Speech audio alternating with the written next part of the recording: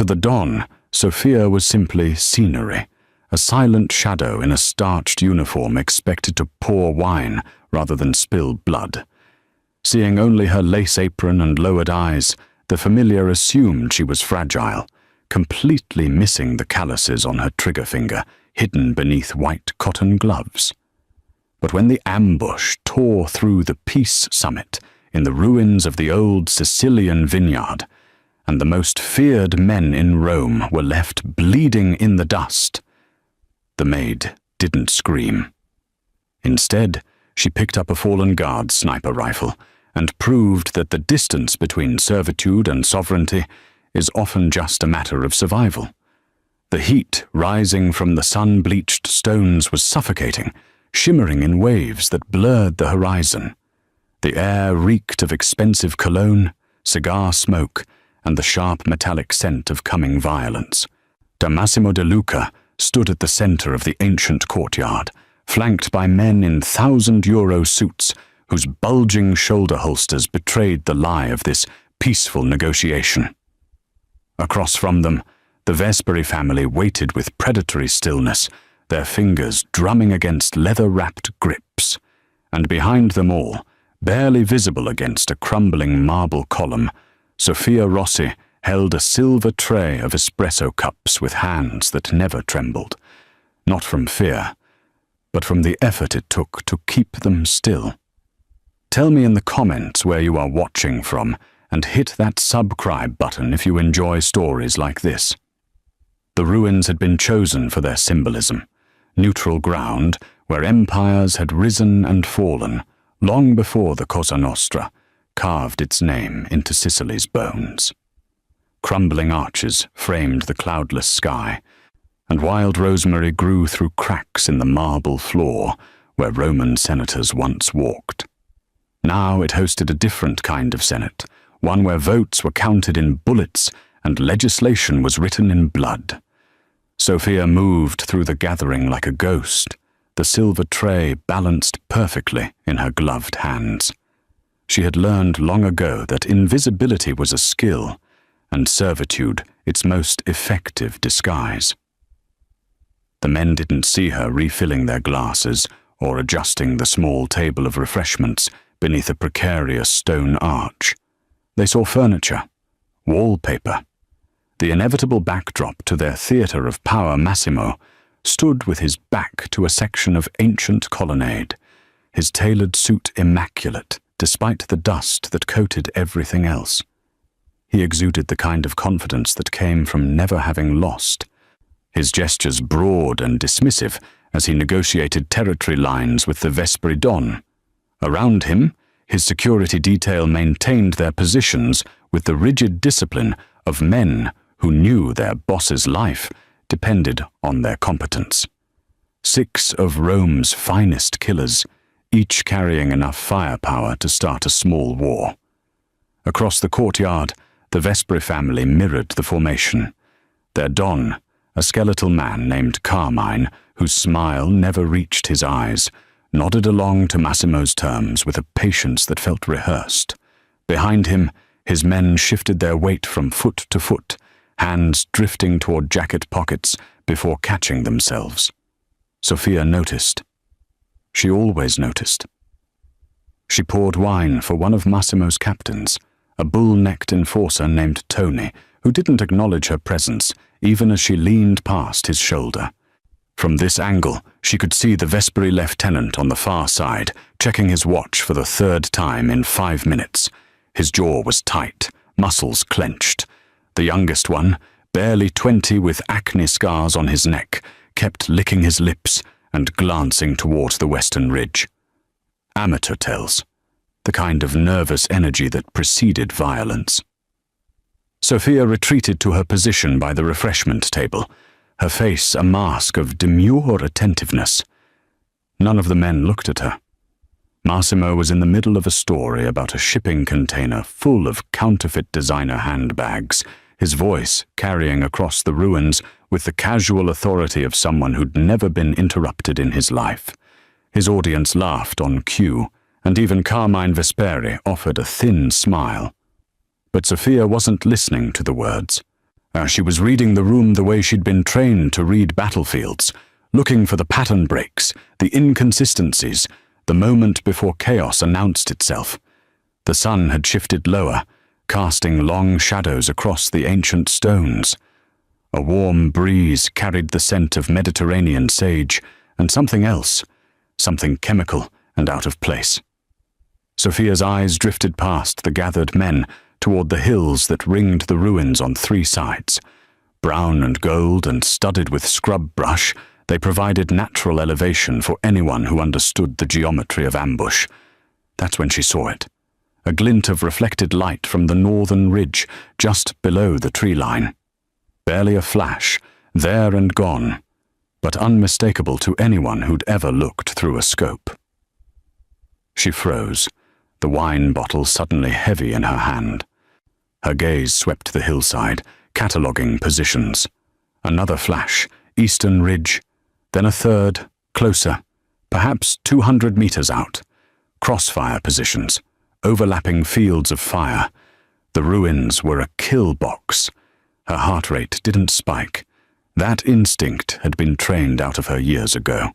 But her mind began calculating angles, cover positions, escape routes. The marble column to her left would stop rifle rounds. The collapsed archway provided concealment, but not protection. The courtyard's only exit was a narrow passage that funneled directly into the eastern firing line. She looked at Massimo, who was now shaking Carmine's hand. The deal apparently concluded. His security detail had relaxed fractionally, shoulders dropping, fingers moving away from weapons. They hadn't seen what she'd seen. They were too busy watching the men in front of them to notice the men in the hills. Sophia opened her mouth, then closed it. A maid interrupting a Mafia don during negotiations would be dismissed at best, struck at worst.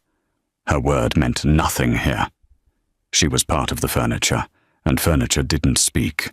So she set down the wine bottle with careful precision, positioned herself next to the sturdiest piece of cover in the courtyard, and waited for the world to catch fire.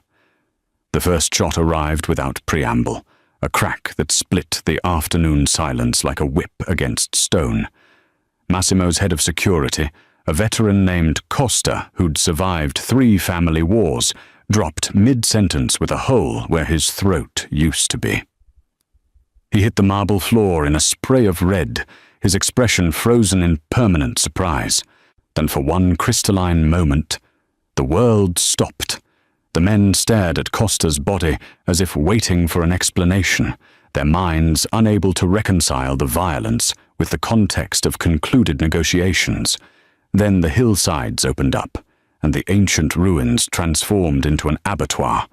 Gunfire erupted from 3 directions simultaneously, the staccato rhythm of automatic weapons overlapping into a continuous roar.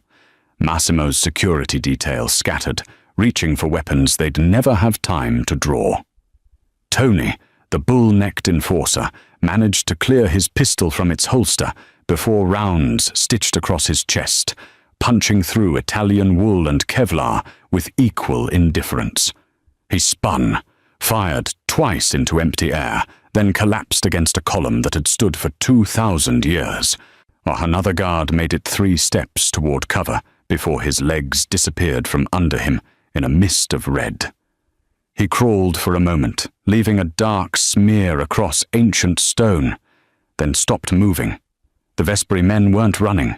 They were already in position, weapons appearing from jacket pockets and waistbands with practiced efficiency. Carmine himself had vanished behind a section of wall, his skeletal frame surprisingly nimble for a man in his 60s. His lieutenant was screaming coordinates into a radio, directing the fire from the hills. It wasn't a peace summit. It had never been a peace summit. Massimo stood frozen in the center of the kill zone, his expensive suit splattered with Costa's blood, his face a mask of incomprehension. Rounds sparked off the marble around him, chipping away at emperors' faces carved into ancient friezes. One of his remaining guards grabbed his arm, trying to drag him toward the collapsed archway, but the man's head snapped back before they'd gone 2 steps. He dropped like a puppet with cut strings, and Massimo stumbled over the body. The Don of Rome, the king of the 7 hills, the man who'd built an empire on calculated violence and strategic cruelty, began to hyperventilate. His hands shook, his knees buckled. He looked around wildly for someone to fix this, to restore order, to make sense of the senseless. But his men were dying. 3 down, 4. The 5th was returning fire toward the eastern ridge, his pistol laughably inadequate against the range and firepower arrayed against them. A burst of automatic fire ended his defiance, and he collapsed across the refreshment table Sophia had carefully arranged 20 minutes earlier. Through it all, Sophia hadn't moved. She stood beside her chosen marble column as rounds whipped past, her white apron stark against the shadows, her expression unchanged. While Massimo gasped for air and his empire crumbled around him, the maid watched the battlefield with the detached focus of someone reading a familiar book. Her eyes tracked muzzle flashes, calculated trajectories, identified the crew-served weapon on the northern ridge by its deeper bark and slower rate of fire. The 6th guard, the last one standing, made a desperate sprint for the narrow exit passage. He almost made it. The rounds caught him in the doorway, spinning him around in a grotesque pirouette before dumping him face down in the dust. Silence rushed back in, broken only by Massimo's ragged breathing and the metallic clicks of the Vespri soldiers reloading. Smoke drifted across the ruins, mixing with the dust kicked up by hundreds of rounds. The smell of cordite overwhelmed the sage and rosemary. Massimo had dropped to his knees behind a low section of wall that wouldn't stop a determined sneeze, let alone a rifle round. His hands pressed against the stone, fingers splayed, chest heaving. His eyes were unfocused, seeing nothing, drowning in the shock of betrayal and imminent death. Carmine Vesperi emerged from cover, a pistol held loosely at his side. His skeletal smile was genuine now, touched with the satisfaction of a plan executed perfectly. He nodded to his lieutenant, who raised a radio to his lips. "Finish it," Carmine said.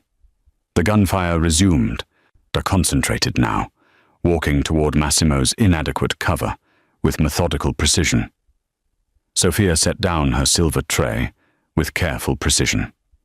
She took off her white cotton gloves, folding them neatly beside the espresso cups. Then she moved. Sophia crossed the kill zone in 4 strides, her black dress billowing as rounds sparked off stone inches from her path. She hit Massimo like a linebacker, her shoulder driving into his ribs with enough force to knock the air from his lungs. They tumbled together behind the massive marble column she'd positioned herself near, the only piece of cover in the courtyard, thick enough to stop high-caliber rifle fire. Massimo gasped, his back pressed against ancient stone that was suddenly warm with absorbed sunlight and recent bullet impacts. His eyes were wild, pupils dilated with shock. He stared at Sophia as if she'd materialized from thin air, unable to reconcile the maid who'd poured his wine with the woman who'd just saved his life. What are you?" he stammered, then flinched as a burst of gunfire chewed into the opposite side of their cover, sending marble chips raining down on them. "Stay down," Sophia said. Her voice was calm, clinical, utterly devoid of the deference she'd carried for 3 years of service. She was already moving, low and fast, ignoring Massimo's sputtering protests. "Get back here! Hide, you stupid girl! You'll be—" But she was gone, crawling on her elbows toward Costa's body. The head of security lay 5 meters away in a spreading pool of his own blood, one arm flung out as if reaching for something. Sophia reached him in seconds, her white apron dragging through the red, absorbing it like a grotesque watercolor. She pressed 2 fingers against Costa's neck, a perfunctory gesture. No pulse. She'd known there wouldn't be, she'd seen the shot placement, but old habits died hard. Her hands moved to his jacket, efficiently checking pockets and finding nothing useful. His sidearm was still holstered, a 9mm that would be useless against targets 200 meters out. But cradled in his dead arms, still clutched against his chest in a final protective embrace, was the rifle. A custom Remington 700, chambered in .308, with a Schmidt and Bender scope that cost more than most cars. Costa had been carrying it to the meeting as a statement piece, a symbol of the firepower backing Massimo's negotiations. He'd never fired it in anger, had probably never zeroed it himself. It was jewelry, not a weapon. To Sophia, it was salvation. She pried it from Costa's grip, her movements quick and sure. Behind her, Massimo had found his voice again, screaming at her over the intermittent gunfire. "Sophia, get back here! What are you doing? You can't, you don't know how to—" She ignored him. Her hands moved over the rifle with the automatic precision of muscle memory, checking the chamber in a smooth 3-count. Bolt back, round visible. Bolt forward.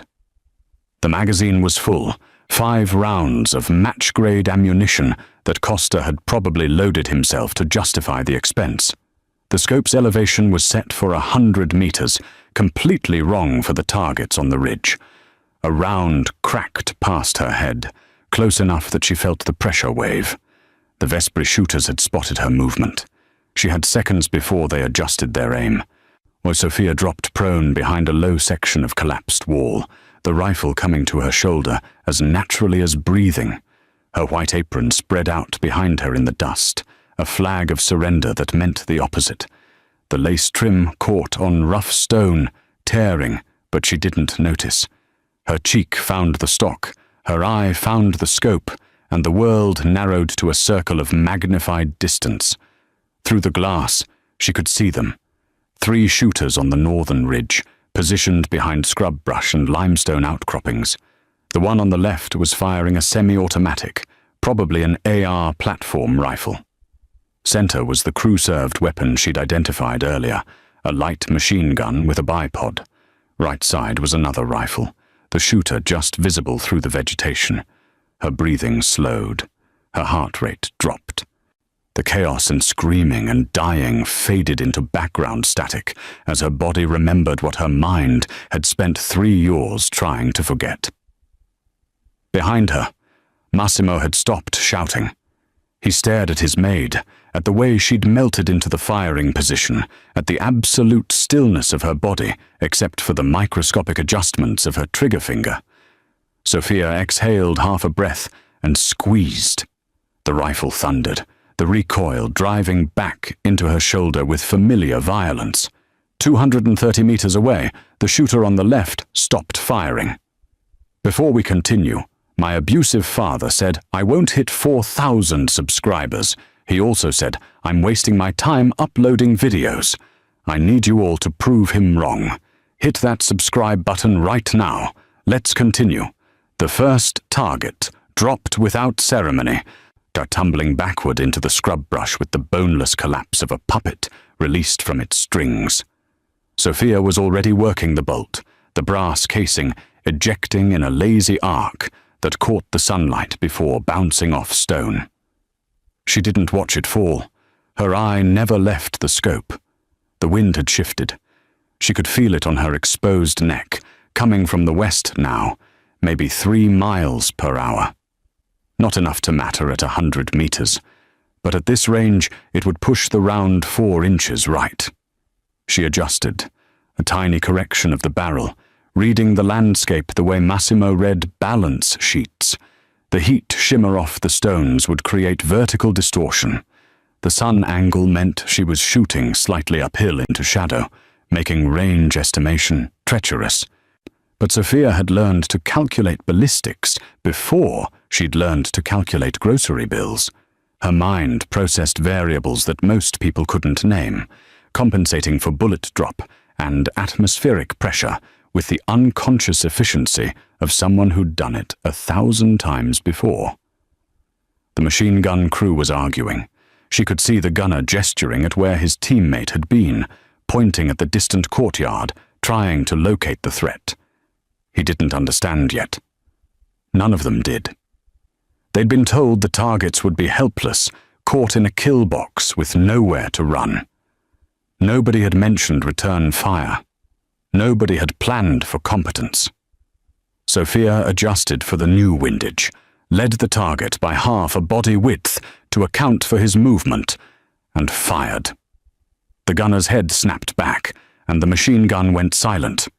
His partner dove for cover, scrambling behind the limestone outcropping in a panic that made him visible for 3 full seconds. 3 seconds was a lifetime. Sophia's third shot caught him in the shoulder as he rolled behind the rock, spinning him sideways. Not a kill shot, but it removed him from the fight. She worked the bolt again, brass singing against marble, and shifted to the eastern ridge. 2 shooters there, both with AR pattern rifles, both realizing too late that their concealment had been compromised. They were breaking position, trying to relocate, moving through the brush with the jerky desperation of men who'd suddenly discovered they were the prey instead of the hunters. The one on the left made it 6 steps before Sophia's 4th round found him. The one on the right had better instincts. He dropped flat immediately, or trying to present no target at all.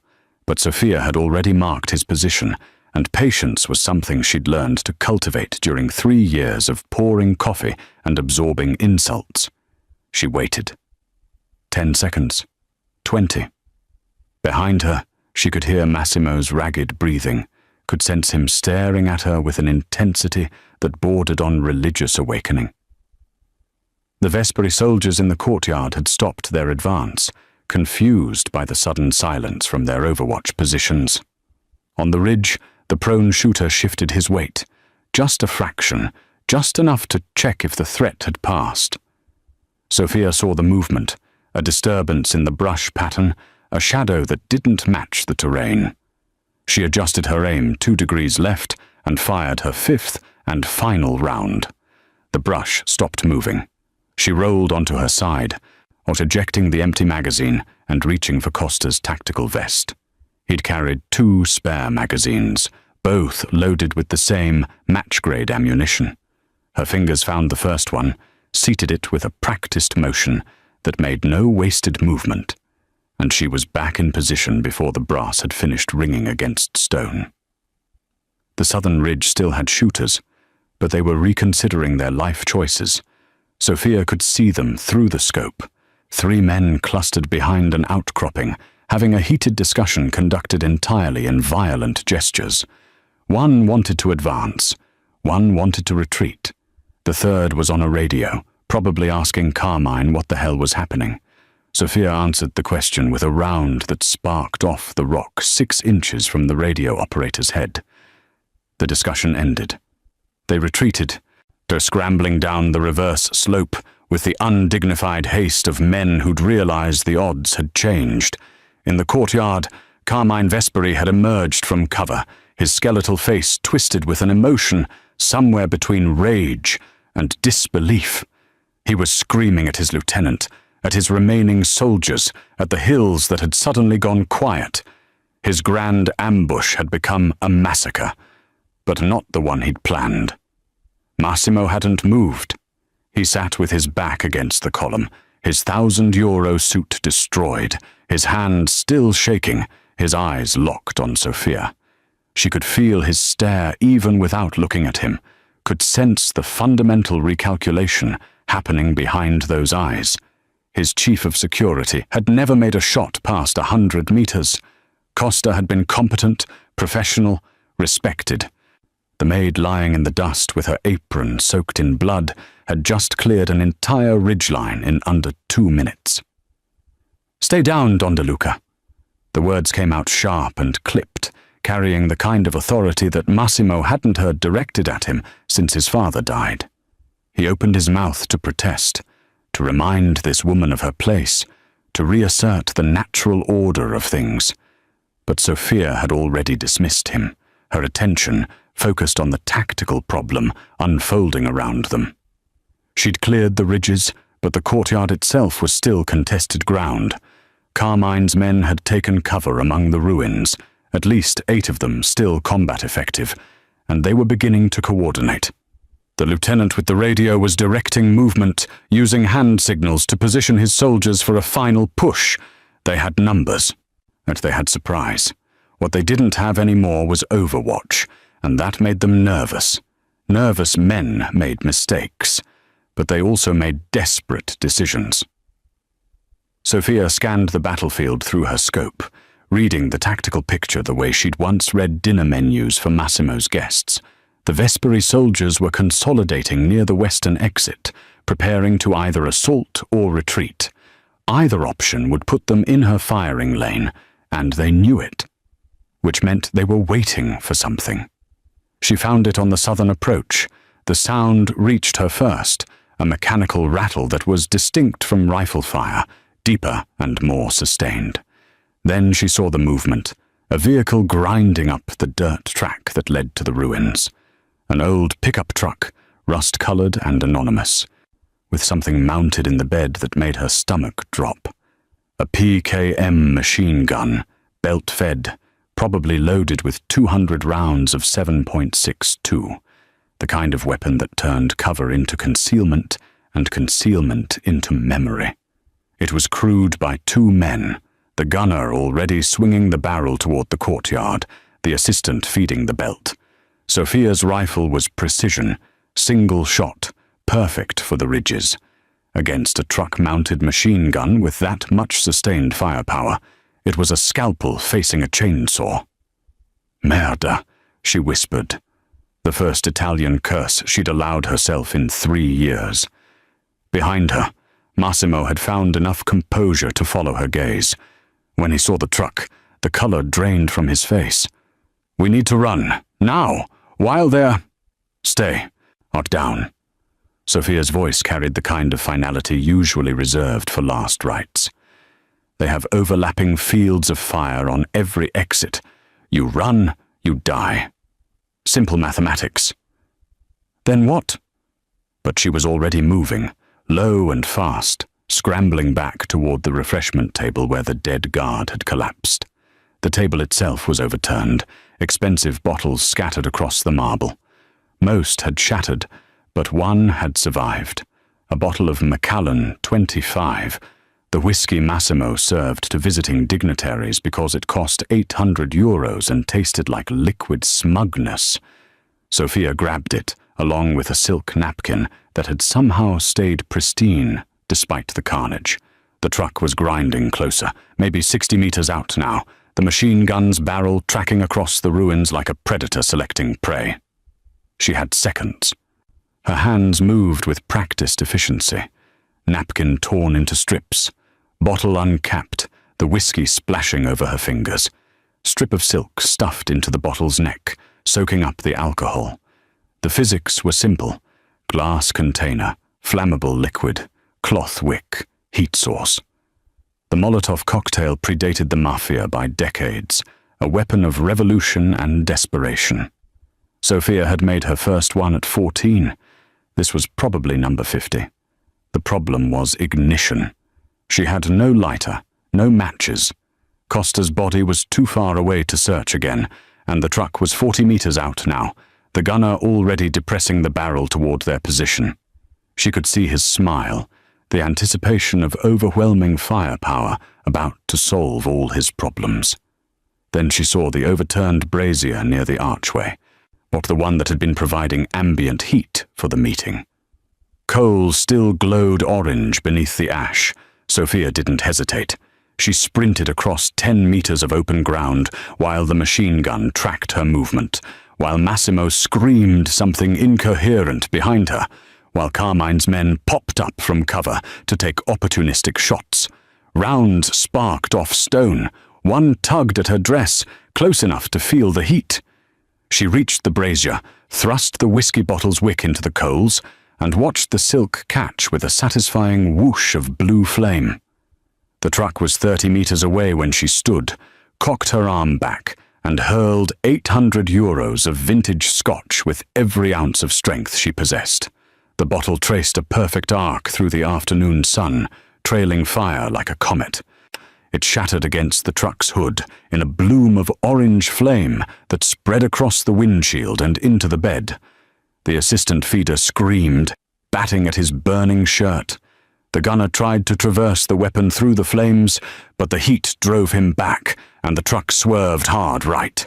It hit a section of collapsed wall at 15 miles per hour and stopped dead. The machine gun's barrel pointed uselessly at the sky. Sophia was already running back to cover, her torn apron streaming behind her, her face set in an expression of absolute focus. She dove behind the column as return fire chased her, rolling to absorb the impact, and came up with Costa's rifle already at her shoulder. Massimo stared at her, his mouth working soundlessly. Finally he managed. You just make me an espresso later," Sophia said, and fired into the burning truck. "We're not done yet." The burning truck provided exactly 90 seconds of distraction before the Vespri soldiers remembered they outnumbered the opposition 8-1. Sophia used 87 of those seconds to disappear into the ruins, leaving Massimo pressed against the marble column with his mouth still hanging open and no idea where his maid had gone. She moved through the ancient architecture like smoke, her black dress absorbing the shadows cast by crumbling walls and fallen archways. The white apron that had once been her badge of servitude was now brown with dirt and rust red with other people's blood, paradoxically making her less visible against the sun-bleached stone.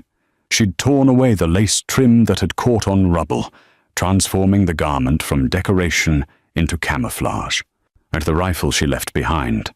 At close quarters, in confined spaces where shots would be measured in meters instead of hundreds, the Remington was a liability. Instead, she'd taken Tony's sidearm from his corpse as she passed. A Beretta 92, 15 rounds in the magazine, 1 in the chamber. Not her first choice, but beggars and battlefield scavengers couldn't afford preferences. The ruins formed a maze of half walls and toppled columns, the accumulated destruction of centuries creating a three-dimensional puzzle that favored the defender. Or in this case, the hunter. Sophia had spent the first 5 minutes of the ambush doing more than just surviving. She'd been mapping the terrain, cataloguing choke points, and sight lines with the same attention to detail she'd once used to memorize Massimo's dinner preferences. She knew where the Vespri soldiers would position themselves. She knew their fields of fire and their blind spots. She knew which sections of wall would stop bullets, and which were merely ancient Roman facade over hollow space. The machine gun nest from the truck had been abandoned after the fire, but 2 of Carmine's men had claimed it as a fallback position. They'd dragged the PKM clear of the flames and set it up behind a section of wall that provided excellent coverage of the courtyard's eastern approach. Smart positioning, professional. They'd forgotten to watch their backs. Sophia approached from the south, using a collapsed aqueduct as concealment, her footsteps silent on stone that had absorbed noise for 2 millennia. She could hear them talking, their voices carrying in the afternoon stillness between bursts of gunfire. The assistant feeder was complaining about his burned hands, his voice high and nervous. The gunner was telling him to shut up, to focus, to watch for movement from the column where they'd last seen targets. Neither of them was watching the shadowed gap in the wall 6 meters behind their position. Sophia emerged from the ruins the way she used to emerge from the kitchen, quietly, efficiently, already knowing exactly what needed to be done and in what order. The assistant feeder saw her first, his burned hands fumbling for the pistol at his belt. She shot him twice in the chest before the weapon cleared leather, the Beretta's report flat and businesslike in the enclosed space. The gunner spun, faster than his partner, his own sidearm already rising. He was good, ex-military by the speed of his draw, at probably Army Special Forces before Carmine had recruited him. Under different circumstances, he might have been fast enough. But Sophia had been doing this since before he'd finished basic training. She sidestepped his first shot, closed the distance before he could fire again, and put 3 round center mass in a tight grouping that any instructor would have praised. He dropped across the machine gun, his blood mixing with his partner's on the ancient stone. Sophia didn't pause to confirm the kills. Dead men didn't need confirmation, they just needed to be stepped over. She moved through the nest with the ruthless efficiency of someone cleaning a room, checking the weapon, clearing the ammunition belt from the feed tray, rendering the PKM useless. The whole process took 8 seconds. Then she was moving again, deflowing from shadow to shadow, her breathing steady and her heart rate barely elevated. This was the mathematics she understood better than any ledger Massimo kept. Angles and timing, violence reduced to its essential geometry. 2 more of Carmine's soldiers were holding a position near the western exit, using an overturned stone sarcophagus as cover. They were watching the courtyard, waiting for Massimo to make a break for freedom. They never saw Sophia approach from their flank, never heard her footsteps, never knew they were in danger until she was already firing. 4 rounds, 2 targets. Both dropped. She collected a fresh magazine from one of the bodies, performed a tactical reload without breaking stride, and continued her circuit of the ruins. The white apron streamed behind her like a banner, to no longer a symbol of submission, but a tally sheet of debts collected. Somewhere in the courtyard, Carmine was screaming orders that nobody could follow, because the men he was giving them to were already dead. Somewhere behind a marble column, Massimo was beginning to understand that the woman who'd served his coffee for 3 years had been rearranging furniture. She was just moving different pieces now. Carmine Vesperi had built his reputation on 2 principles: overwhelming force and strategic patience. When the first failed, he defaulted to the second, which meant sending in the specialist he'd been saving for exactly this kind of complication. The Butcher of Palermo didn't have a real name anymore, just a title earned over 15 years of wet work across 3 continents. He was a broad-shouldered nightmare in a canvas jacket, his hand scarred from a decade of close-quarters killing, his face memorable only in its complete averageness. He'd been waiting in the truck convoy as insurance, the expensive solution to expensive problems. Carmine pointed toward the marble column where Massimo was cowering. The butcher nodded once and began his approach, moving through the ruins with the patient methodology of someone who'd never failed to close a contract. Sophia saw him coming from her position near the western wall. She'd just cleared the last of Carmine's soldiers from the perimeter and was reloading the Beretta when movement caught her eye. A man advancing on Massimo's position with the kind of purposeful calm that separated professionals from enthusiasts. She raised the pistol, squeezed the trigger. The firing pin clicked on an empty chamber. She'd miscounted. But the magazine she'd scavenged had been partially spent, and she'd burned through the remaining rounds, clearing the nest. The Beretta was empty, and the butcher was 20 meters from Massimo, with nothing between them but rubble and failing light. Sophia dropped the useless pistol and ran. She closed the distance in seconds, her footsteps finally making noise as she abandoned stealth for speed.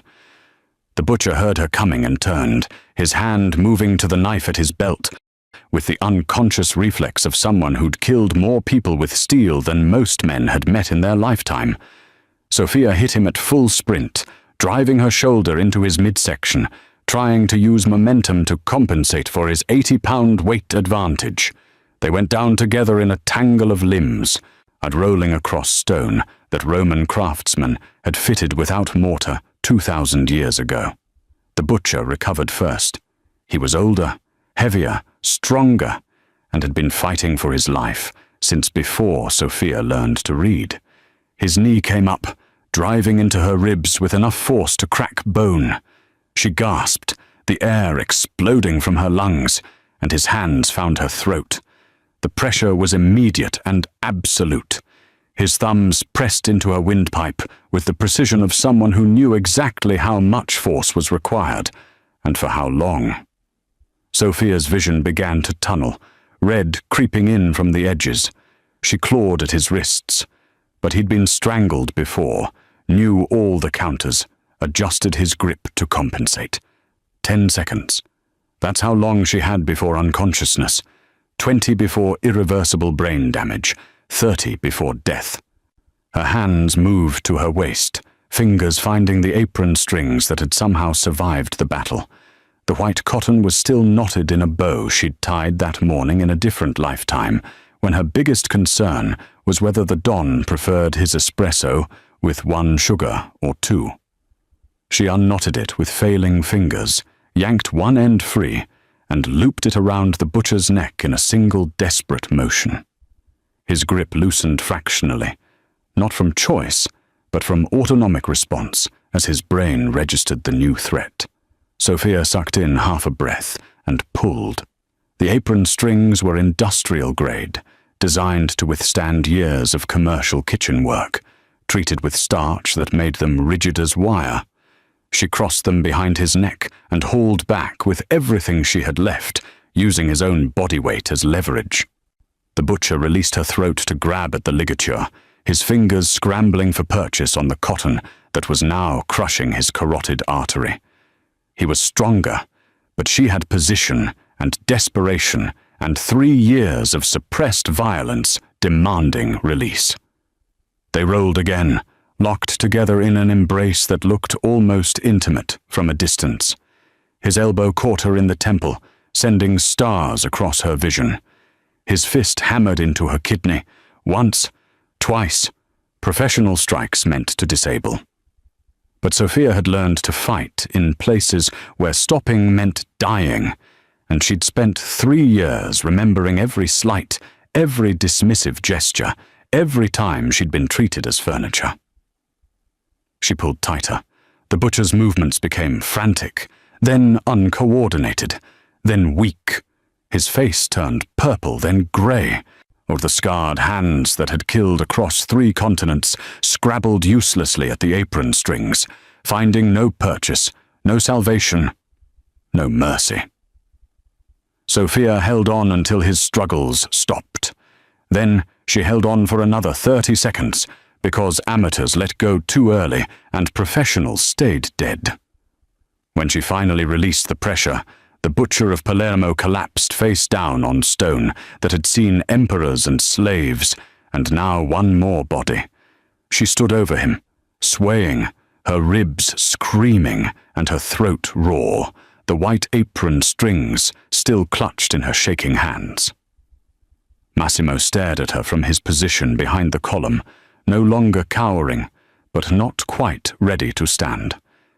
Between them lay the corpse of the man who'd never failed a contract.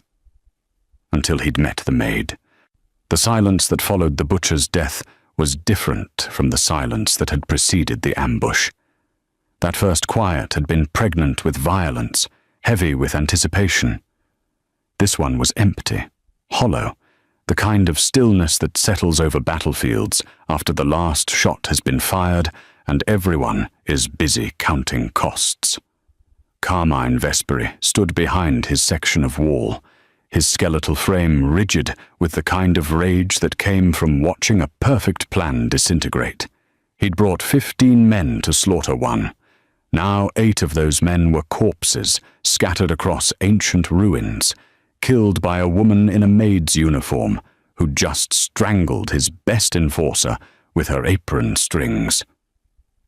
The mathematics had shifted, and Carmine hadn't survived 40 years in the Cosa Nostra by ignoring mathematics. He signaled to his remaining soldiers, a sharp gesture that meant retreat, regroup, reassess. The 3 men still combat effective didn't need to be told twice. They'd watched the maid move through the ruins like something out of their grandmother's warnings, and none of them were being paid enough to die for a Don who'd clearly miscalculated. They fell back toward the vehicles, moving with the practiced efficiency of men who knew the difference between retreat and rout. Carmine went last, pausing at the edge of the ruins to stare across the courtyard at Massimo, still pressed against his marble column. His expression promised that this wasn't finished, that debts had been tallied and would be collected. Then he was gone, and the ruins belonged to the dead and the survivors, though the line between the two categories seemed uncomfortably thin.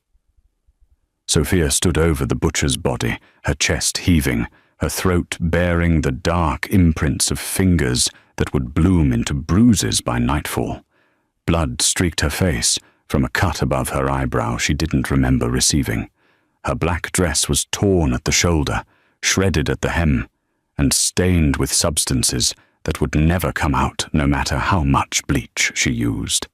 The white apron was almost unrecognizable, transformed from starched cotton to a brown and crimson flag of attrition. She reached up with shaking hands and adjusted her headpiece.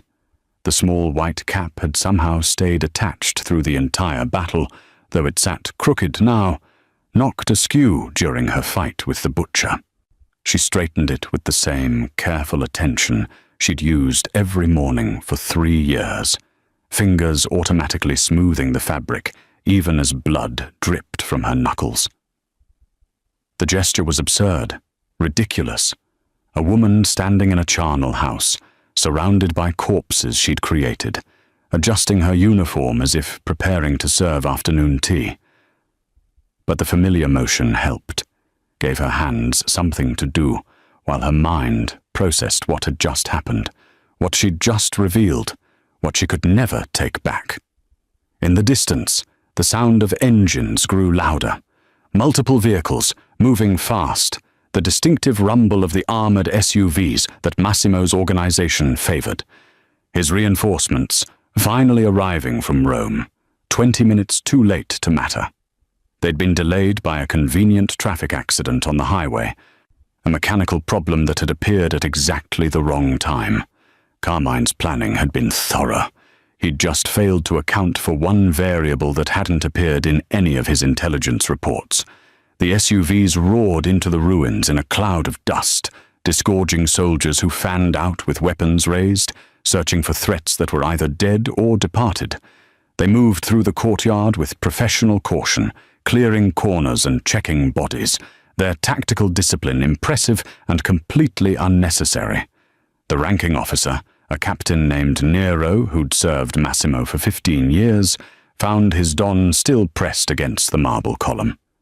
Massimo waved him off, his eyes never leaving Sophia. Nero followed his don's gaze and stopped mid-sentence, his mouth hanging open. The maid stood in the center of the kill zone, her posture perfect despite her injuries, her hands clasped in front of her apron in the same position she'd held them 1,000 times while waiting for instructions. Around her lay the evidence of systematic carnage, bodies in precise locations, kill shots that spoke of training and practice, a tactical problem solved with the same efficiency she'd once used to organize dinner parties. Nero's men spread out, securing the perimeter, photographing evidence, beginning the grim mathematics of body count and bullet trajectory. They gave Sophia a wide berth, moving around her the way water flows around stone, none of them quite willing to get close to the woman in the blood-stained uniform. She didn't move, didn't speak, just stood there, adjusting her headpiece and waiting, because after 3 years of service, waiting was what maids did. Except everyone in the ruins knew she wasn't a maid anymore, possibly had never been one. Massimo finally found the strength to stand, his legs shaking, his expensive suit destroyed beyond any tailor's ability to repair. He walked toward Sophia on unsteady feet, Nero moving to intercept and then thinking better of it. The Don of Rome stopped 3 feet from his maid, staring at her with an expression somewhere between terror and religious awe. "Who are you?" he whispered. Sophia met his eyes, her own gaze flat and professional, and straightened her headpiece one final time. "Someone who needs to discuss her employment terms, Don De Luca." The mansion felt different when they returned. The same marble floors, the same Renaissance paintings worth more than small countries, or the same Baroque excess that announced wealth in every gilded surface and crystal chandelier. But the weight in the air had changed, transformed from the comfortable hierarchy of master and servant into something undefined and dangerous. Massimo sat in his study nursing a glass of whiskey that kept getting refilled by shaking hands. His other captains had been dismissed, sent away with vague instructions to secure the perimeter and say nothing to anyone. Nero lingered near the door, uncertain of his role in whatever was about to happen. The Don hadn't spoken during the drive back from the ruins, had barely acknowledged the concerned questions from his men, had simply stared out the window at the passing countryside with the expression of someone whose reality had been fundamentally rewritten. Sophia had ridden in the second vehicle. They wedged between two soldiers who couldn't decide if they should guard her or ask for her autograph. She'd spent the trip in silence, her hands folded in her lap, her torn uniform a testament to violence that none of them could quite process. The woman who'd served them breakfast that morning had killed more men in 20 minutes than most of them had in their entire careers. Now she stood in the mansion's entrance hall, still wearing the ruined dress and blood-stained apron, waiting. Old habits were hard to break, even after everything. Especially after everything. Massimo emerged from his study after an hour, the whiskey apparently having restored some of his composure, if not his confidence. He walked toward Sophia with the careful steps of someone approaching a dangerous animal, his usual swagger replaced by something that looked uncomfortably like caution. "The guest room's on the 3rd floor," he said, his voice not quite steady. You should clean yourself up. Rest. We'll discuss." He gestured vaguely, unable to find words for what needed discussing. "Tomorrow. We'll talk tomorrow." Sophia didn't move. "And after you've rested," Massimo continued, finding his footing in familiar territory, the comfortable space of giving orders. "The study needs attention. Some of the books were disturbed when we left. The silver in the dining room should be polished for—" "No." The word hung in the air like a gunshot. Massimo stopped mid-sentence, his face cycling through confusion, anger, and something that might have been fear. "What did you say?" "I said no, Massimo."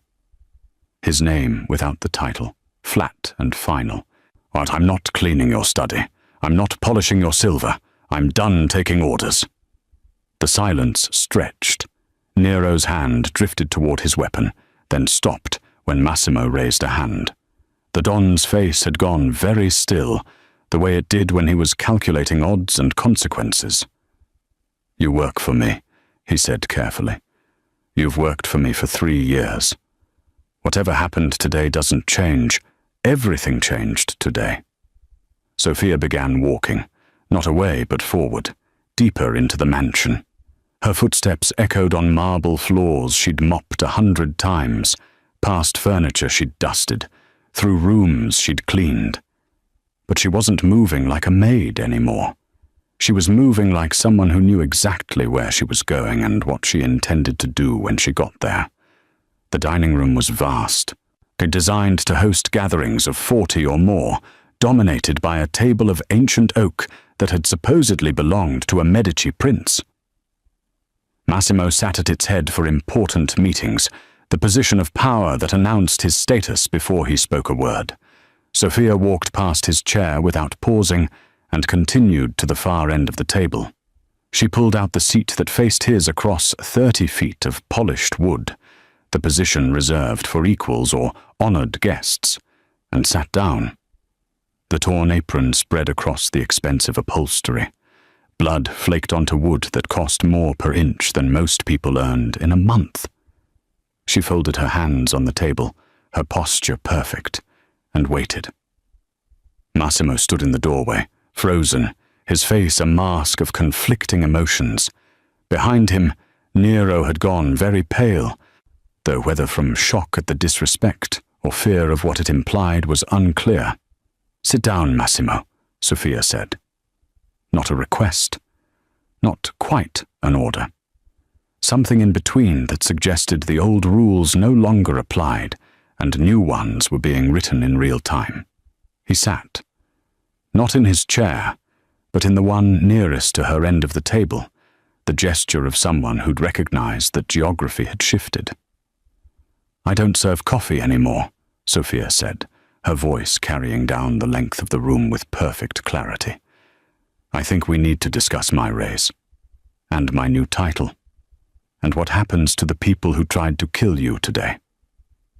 She smiled then, a small expression that didn't reach her eyes, the kind of smile that Massimo had seen in mirrors but never directed at him. "Consider this a performance review, Don De Luca. Let's talk about my future with the family." Outside, the sun was setting over Rome, painting the sky the color of blood and gold. Inside the mansion, the old order had died in ancient ruins, and something new was being negotiated at a table where servants were never supposed to sit. The espresso machine in the kitchen sat silent and cold. It would stay that way. Thank you for listening. If you enjoyed this story, hit that like and subscribe button. See you in the next one.